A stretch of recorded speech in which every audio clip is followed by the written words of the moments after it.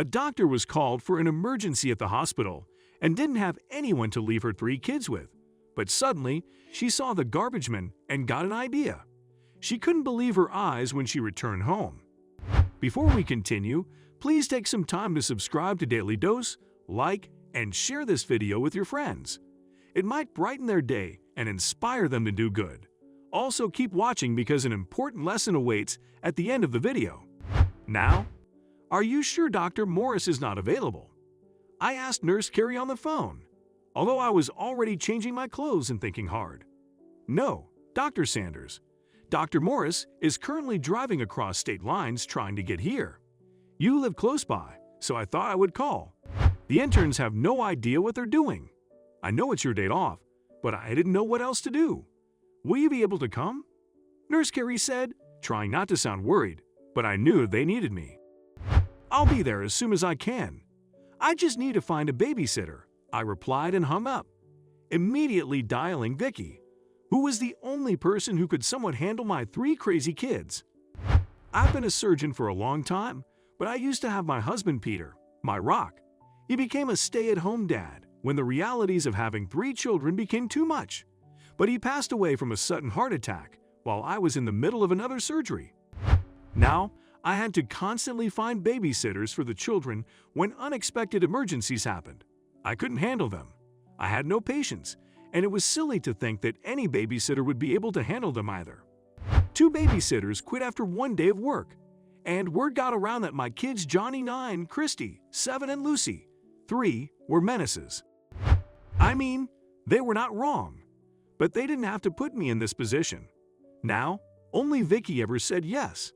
Usually, I paid through the roof for the local daycare center when I was scheduled regularly at work, but I couldn't rush them in today. It was already noon on Friday, and I would feel bad sending them. I'm sorry, Opal. I can't babysit today. I'm sick and can barely move, Vicky said when I called.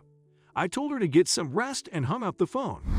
I hated the staff at the hospital daycare, and they hated me in return. But I was out of ideas. I would have to wrangle with my children and go there. But suddenly, I heard all the kids yelling, "Uncle Bob! Uncle Bob!" I sighed. They didn't have an uncle. The local garbage man was so friendly and sweet that they started calling him Uncle as soon as they could speak. I had known him for over 10 years, and my kids adored him. Johnny opened the front door, and all my babies went outside to greet him.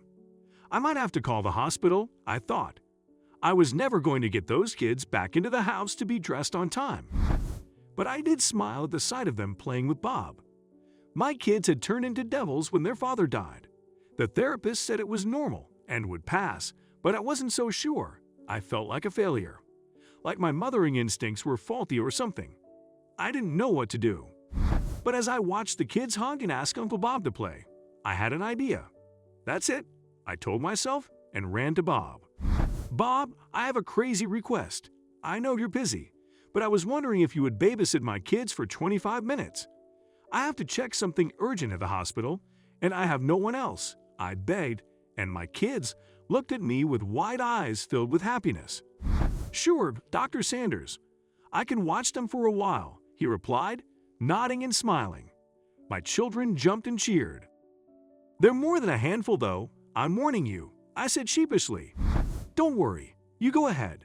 Your job is important, he told me, and I ran off, hoping my house would not be entirely destroyed by the time I returned.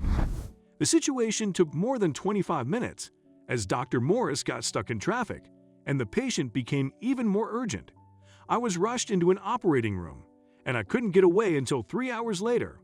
I felt so bad for Bob, who obviously had his own work to finish.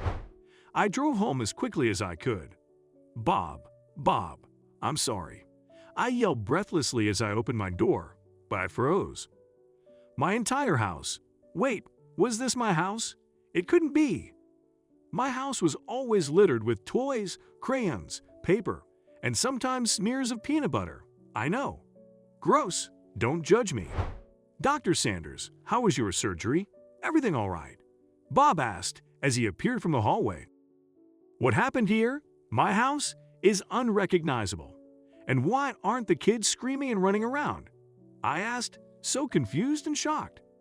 Lucy is napping, and Christy and Johnny are in their rooms reading, he told me, and I swear, my jaw hit the floor. What? Are you kidding me? No, go see. I had to go, and my eyes couldn't believe it either. But Bob had told me the truth. How did you do this? Oh, Dr. Sanders, I was a single father raising kids once. Mine were 10 times worse than these 3 angels. Bob laughed. I taught them to pick up after themselves and narrated them fairy tales. Your kids ate that up. You might want to buy them more books. I nodded, starstruck. No one in my life had ever called my kids angels, and they had never been interested in the few books I got. I can't believe it, I whispered.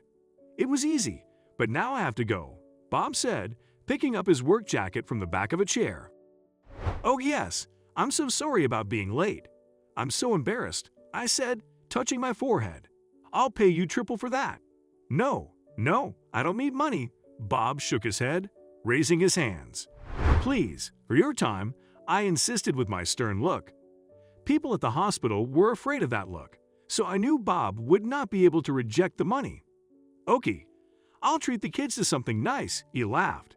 Goodbye, Dr. Sanders. Have a nice day. Thank you. I yelled out, exhausted. My kids behaved for the rest of the day, and I almost cried. It was the best day ever. So I called Bob and offered him a full-time nanny job, tripling his current salary and adding more health benefits since I had connections at the hospital. He accepted in the end, and I was so thankful that I gave him a Christmas bonus and plane tickets to his family could visit Disneyland in California later that year. With Bob's help, I quickly realized that my kids needed a caretaker who felt like family because that was what they had with their father. They hated daycares and being around strangers. I couldn't fault them for that. But I was so pleased that I had finally found the solution to our problem. Bob spoke to my kids like equals, his voice gentle and patient. I had never been like that, but I tried my best. I started being a lot more understanding with them, mainly because they weren't screaming or destroying the house all the time anymore. I spent more time with them, and we got closer and closer every day. Bob was my hero. Over the years, I became even more sure that Bob came into my life because the universe knew my children would need him